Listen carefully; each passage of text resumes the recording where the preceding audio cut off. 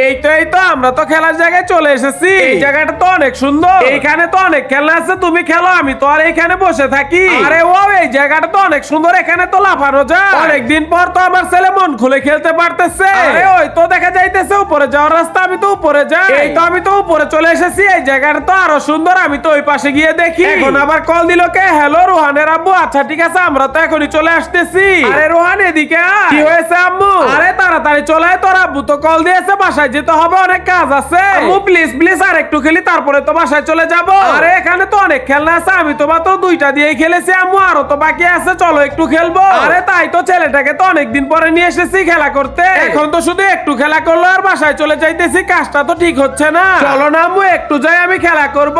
আচ্ছা তোর আব্বুকে তো কল দেয়। হ্যালো, আমরা তো এখন বাসায় যাব না। চল এখন তো যে কোনো খেলনা দিয়ে খেলতে পারবে, সমস্যা নেই, আজকে সারাদিনই খেলবে তুমি। চলো আম্মু, এখন তো দুইজনে মিলে অনেক মজা করবো।